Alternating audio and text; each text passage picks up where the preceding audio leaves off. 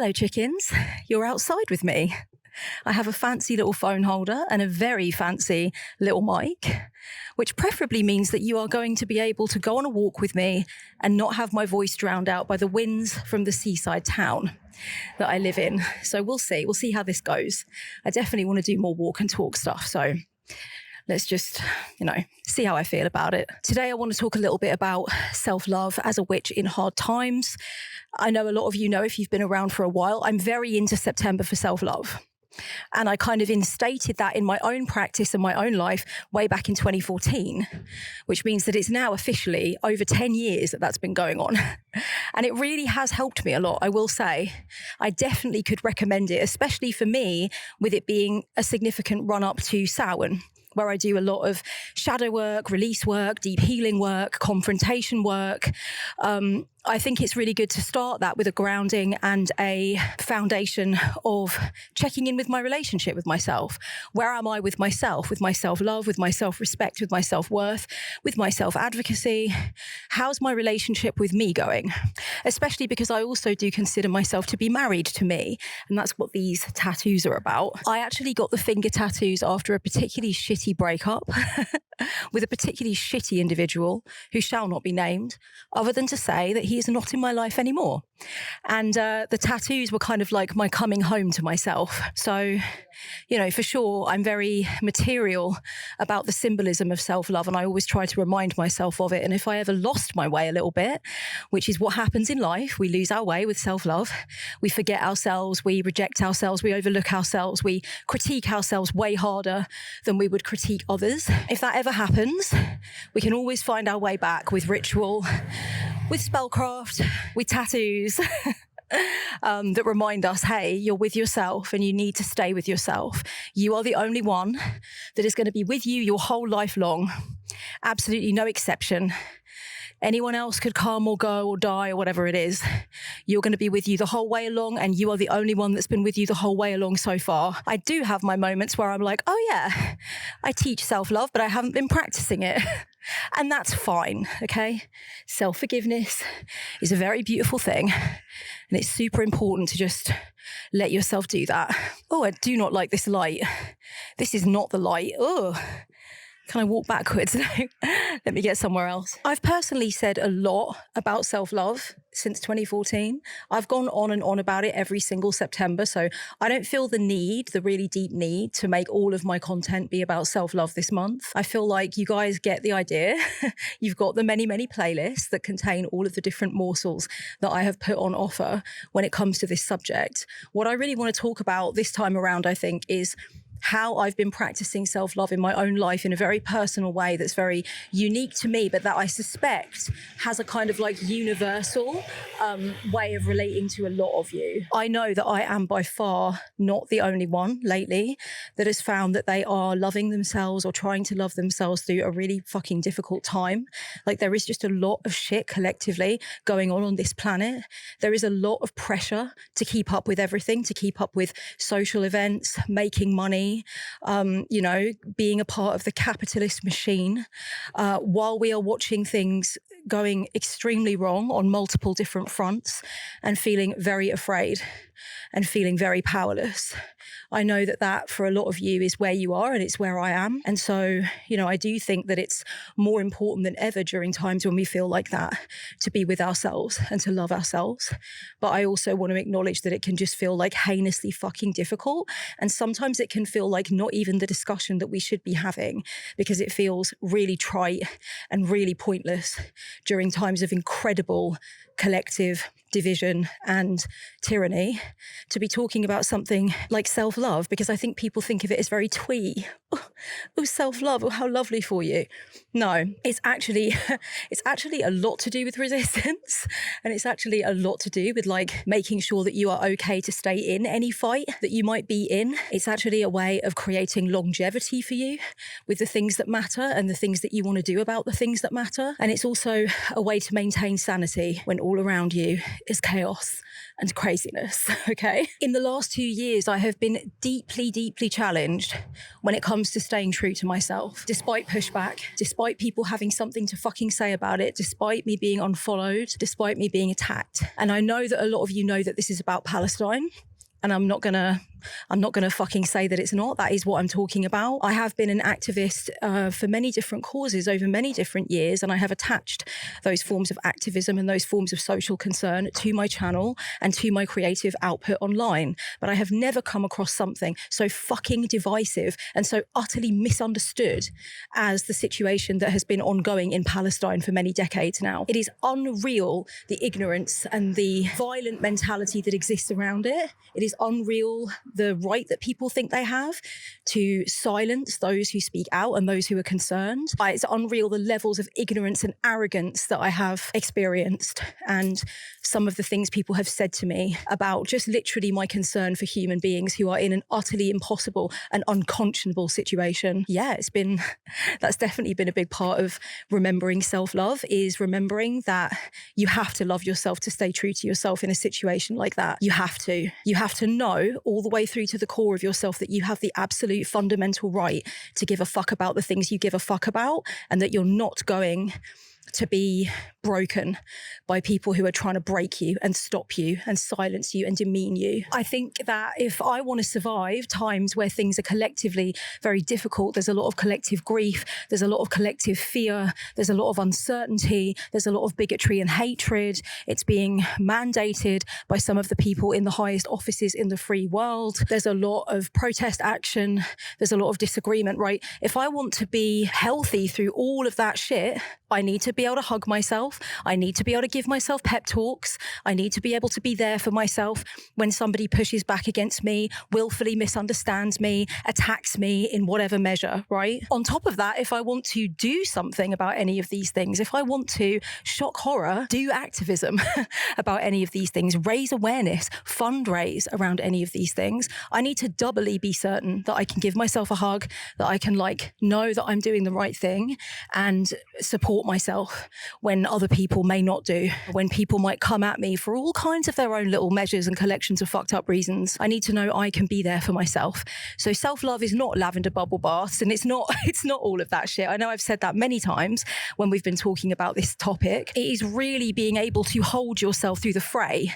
It is really being able to know that you can be strong, be in your power, use your voice even when people are telling you not to, even when you are losing people in your life that you never thought would have a problem with you doing so. In fact, you thought they would be supportive. And thankfully, I haven't lost friends and loved ones in that sense, but I did lose patrons. I did lose followers. I did have people come out of the woodwork, private messaging me all their bullshit. Yeah, just trying to shut me down. People talking about me in various areas.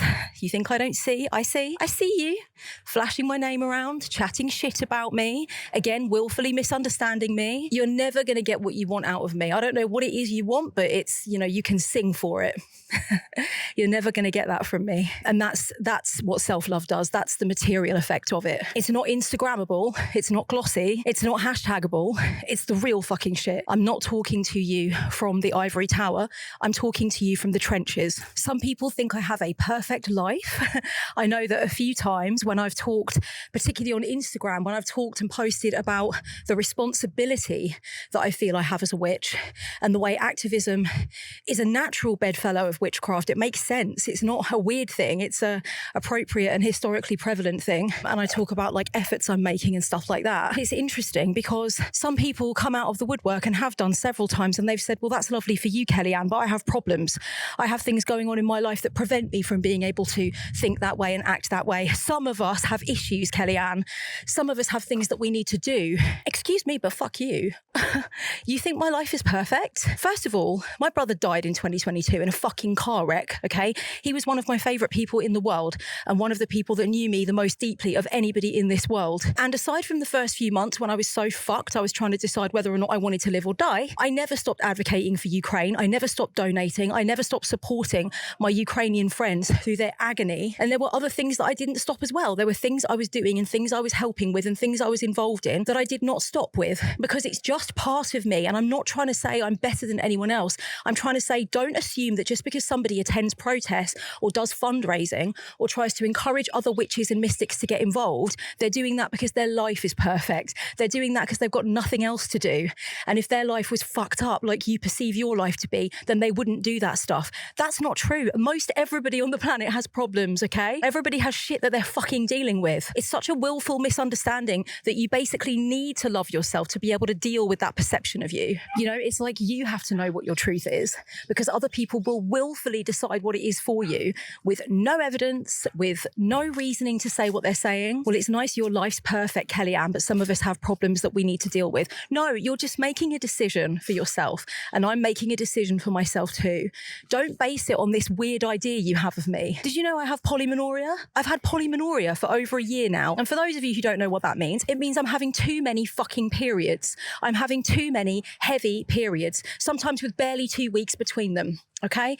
It has been a nightmare. It is incredibly exhausting. I had a scan and it turns out that I have ovarian cysts. This is a hereditary thing. It's something that's happened to my mum, to my auntie Karen, various members of the family on my mum's side. So it's not necessarily a huge surprise. But the main symptom that I've been experiencing, the fucking polymenorrhea, no picnic, my darlings. And for anybody who gets periods, you're going to fucking know what I mean. One's enough, right? One is enough. Please, goddess, no more. So I've had all of that going on in the background as well. And that's been incredibly fucking stressful and is probably a response to my bereavement, to be completely honest. And it's led to a lot of other stresses and other lesser symptoms that I won't get into. Again, not saying that the choice you've made is wrong about how you want to spend your time or what you want to care about. But don't you dare ever come at me with the, well, it's really nice that you've got the time and the energy, but don't shame me for not having. I'm not shaming you. You're ashamed. That's what's happened. I'm not shaming you. You feel ashamed. And instead of dealing with that and confronting that, because you feel on some level that I'm correct, that witches have some share of the responsibility for social change or for just giving a fuck, for just caring, for just feeling it, instead of sitting with that and thinking, why is this making me feel something intense? Maybe I should explore that. Maybe I should do my shadow work. You turn around and say, well, look at you with your perfect little life. No, I don't have a perfect little life. I don't. And if you knew what I've been supporting my partner through in the last year, I'm not going to go into it, but it's his business. But it involves the death of the most important and most supportive person in his family life, plus something that involves unjustified imprisonment, more stories of fucking commandeered land theft that happened in his own family. The government are involved. This is not in this country, guys. This is in his home country. So don't give me shit, okay? Because I've also been supporting him through that. No, my life is not perfect. Yes, I do still give a fuck that there's a genocide in Palestine. Yes, I do still care that, you know, police brutality massively, that it exists in the first place, that it massively affects black and brown people. I do still care that Indigenous women are going missing. I do still give a fuck about Congo. I do still give a fuck about Sudan, okay? I do give a fuck about these things. It can all exist together. You can do it all. If you have an open heart, you kind of have to. It's part of the deal. And I do still dance, and I do still have fun, and I do still practice self-care, and I do still rest, and I do still laugh with my friends. It's all together. So if you have a fucking problem with the way I operate with my witchcraft or what I have to say on my platform, I will self-lovingly tell you that you can find somewhere else to go, somewhere that suits you and the measure of denial that you wish to have about you and what you're doing and what's up with you. But don't make judgments about my life. You don't know me. And for those of you who think that you've got anything still in the kitty that you can throw at me that's going to convince me not to support Palestinians, you definitely don't know me at all. Because that has been a subject that's been close to my heart for years. Since before I got my first period, actually. I was raised in that kind of house, okay? I come from Irish extraction, so no, don't waste your breath, don't waste your energy. This is self-love. What I'm saying right now, this is part of self-love. To know that you refuse to lack the courage of your convictions, you refuse to back down, you refuse to allow people to paint you in a way according to their own agenda, according to what they need to believe about you. True self-love is about saying, no, you don't know, and you can say all you like what you think about me, but it's not the case. So enjoy your misunderstandings, enjoy the little narratives that you have to create and invent about me to make yourselves feel better. That's self-love. Self-love is quite tough. Self-love is quite resilient. Part of self-love is to be like, carry on, have at it. Think I give a fuck? I'm still going to carry on doing what I'm doing. Self-love is what can lead to that kind of potency, that kind of assurance and sure-footedness about yourself and what you're doing and the causes that you support. If you have a decent practice of self-love, darlings, then you switch from caring about what people think about you now to caring more prevalently about how you will think and feel about yourself in the future. When you're in the winter of your life and you look back and you think, what did I do? What did I stand for? What did I allow myself to be convinced out of because I was afraid that I wasn't going to have membership to a certain group. I was afraid that anybody was going to say anything shitty about me. So I just stayed really fucking small. And now I regret that. Now I wish I'd done something different. Now I wish I'd done something interesting. Now I wish I'd done something real. You know, so self-love can be the difference between curling up into a nice tight little ball, shaving yourself into a really fucking polite shape so everybody thinks the best of you. It can be the difference between that and being like, no, I stand my ground. I do what I feel to be right in my heart, and I am willing to put something on the line in order to be true to myself, to stand strong in my ethics. And when it comes to something very divisive like Palestine, where, like I said, people have swallowed a fuckload of propaganda, people don't know what the fuck they're talking about, they really don't, it's almost painful. It's almost, dare I say, cringe. You know, when it comes to something like that and you're really facing people down and you're having people messaging you being like, I've supported you and I've been on your Patreon and now I just can't bear to even look at you. You taught me tarot. Somebody said to me, you taught me tarot and now I'm ashamed that you're the person that taught me tarot. Have these people seen the images coming out of Gaza? I'm so confused. Are they aware of their disgusting bias? They must not be. They must not want to be. But yeah, when people say things like that to you, if you're not having a strong practice of daily self-love, if you're not seeing self-love as a daily practice and something that helps you attune to yourself and helps you support yourself through situations like that, you will fold, you will crumble, you will back down, you will say, you're right, I'm so sorry, I walk it back, let me do what you're telling me to do because you're overpowering me and I don't feel like I have the strong core within myself to be able to tell you back off, to be able to block you, to be able to say, no, this is my red line. I don't know what your red line is, but if it's not the genocide in Gaza, I dread to think where that red line is, honeybee. I guess the red line for you is just only when it's your own children. Is that it? Is that the red line for you? Because that's fucked up. And I don't think you'll be a very good parent with an attitude like that. Self-love is the backbone. Self-love is absolutely... I hate saying backbone because I have a back injury and I'm like, why should the spine be a representation of strength? There you go. That's another thing I have. I have a back injury, guys. Okay. Don't come at me about my perfect life. I've had situations. I've had problems. I still have problems. Being a spiritual counselor does not take me away from problems. It doesn't take anybody that is a helper, a listening helper, or a guide of any kind away from problems that they may have. It's really about knowing that your heart is still open to plights that you've never experienced, that you want to be connected to this fucking world. And self-love is the thing that will help you do that when you are being hounded about it and when you're being pummeled about it and when you're being told off for it. So to me, I see the material results of self-love in these things by being able to stand strong and say, you know what, that's cute, but you're wrong.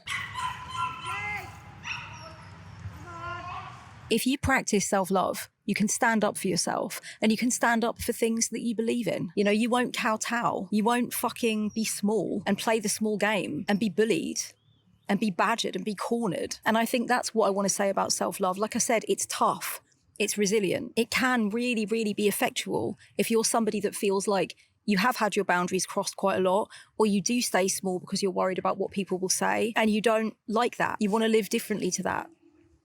Then in that case, you know, really, really think about your relationship with yourself, the things you say to yourself, the experiences you give yourself, the time and the space that you insist upon for yourself, the boundaries that you will not allow to be trodden over, the things that you're willing to voice in order to be able to explain to somebody that they've crossed a boundary that they might really not know they crossed with you. Think about how many times in your life you've not said something versus saying something. And if you feel like there's been too many times that you haven't said and you haven't self-advocated and you haven't been the person to stick up for your own rights, and if, you know, further to that, you know that you haven't done the collective work you wanted to do for the same reasons, because you were worried about hurting people, because you were worried that you might get it wrong, you were worried that you might be ousted. If any of this is true, then self-love is not a trite, corny, silly, shallow thing. It is vital. It is integral to the plot of your life from this moment onwards. Practice it.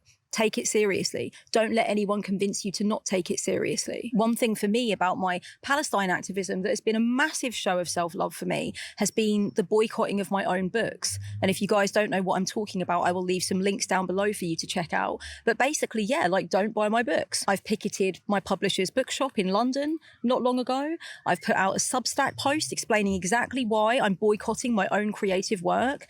And I'm hooked up with other authors and illustrators from various imprints of Watkins Media who are also boycotting in alignment with BDS.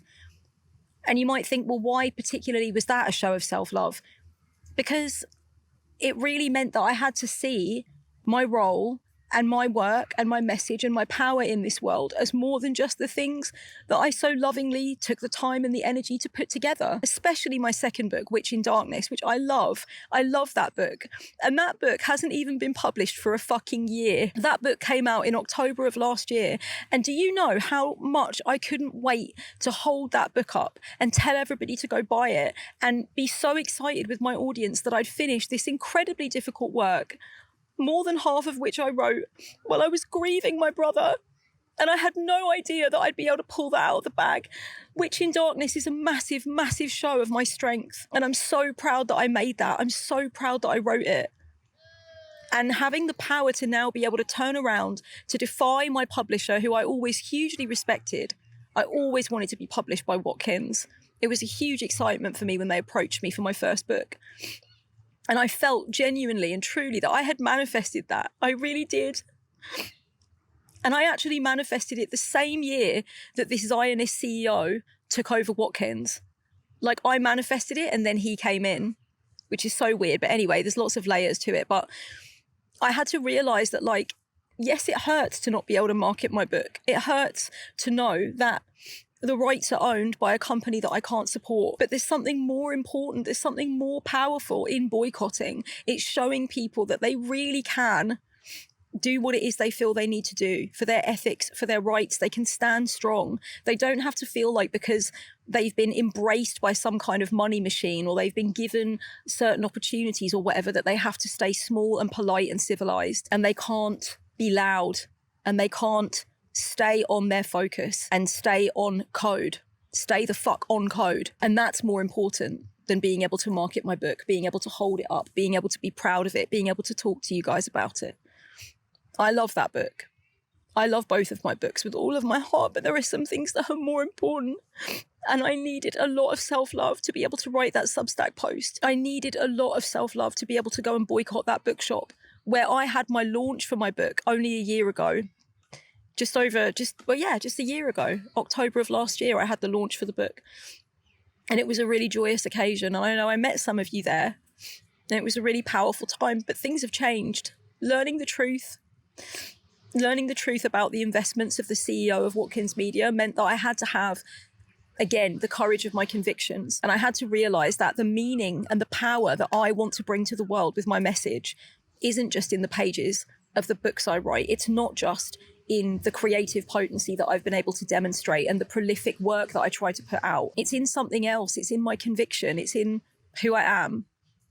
And showing that, that's got to mean something too.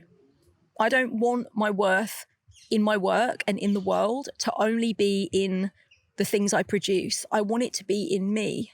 I want it to be about who I am. And I have to believe that that matters. So you can see that it has been really emotional for me to do that.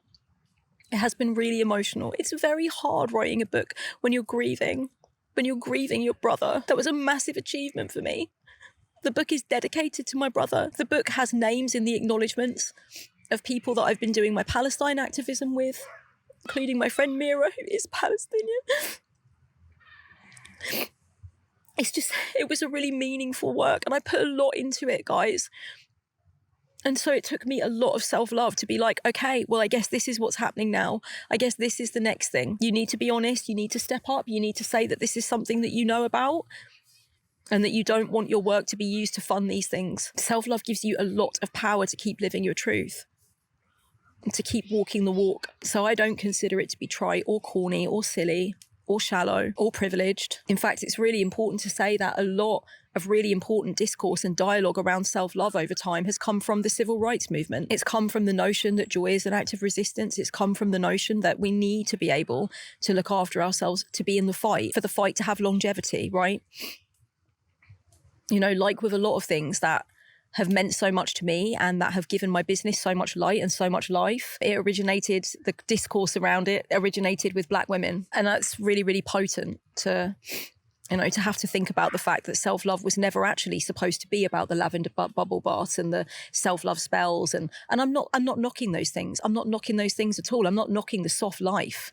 I love me some soft life. But actually, the dialogue around self-love, I believe, became popularized because it was a big part of what was the first wave of the civil rights movement, and discussing the importance of self-love whilst being part of an active and ongoing fight for rights. And I think that tradition is something that should be baked in. Self-love is something that can lead you back to your community. It can lead you back to your responsibilities. It can make you feel like you can handle whatever the fuck it is you've got to handle. And a lot of that is around collective responsibility, and it is around what you truly think gives life meaning beyond just yourself and your own creative projects and your own quest for glory. You know, it can be about something so much more than that. And I want to take this moment, actually, while I'm talking about Watkins and the boycotting of my books and stuff, I want to take this moment to thank everybody who's been supportive to that end, who has understood what I'm doing, who has shared things on Instagram, who has said that they wish they could have been with me at the picket, who has commiserated with me and somehow really deeply understood how difficult this must be for me, but how we must press on. We have to. For Palestine, and BDS is so important. It's such an important part of that. And I'm not perfect with BDS. Nobody is. There's so many companies that are involved. There's so many places where we shouldn't be putting our money. But acknowledging that my book was one of those places was a real fucking kick in the chest. It really hurt. But it's not about me. And that is the more powerful thing. That is what soothes the pain. That's what makes it something that can also be medicinal for me. Is it's a lesson for me, and it's a chance for me to show how deeply my self-love has been able to affect the way I live my life. It's not just something I say, it's something I fucking do. And in this video, yes, I've been angry and I've pushed back against some of the bullshit, a small fraction of the bullshit. But like I said, that is a demonstration of self-love. It's when you can stand strong, and it's when you can say, no, you're not getting me on this. This is what I believe. This is what is important to me. And I will keep to that, regardless of what you think, regardless of what the fuck you have to say. That's power. And we all need that power from time to time.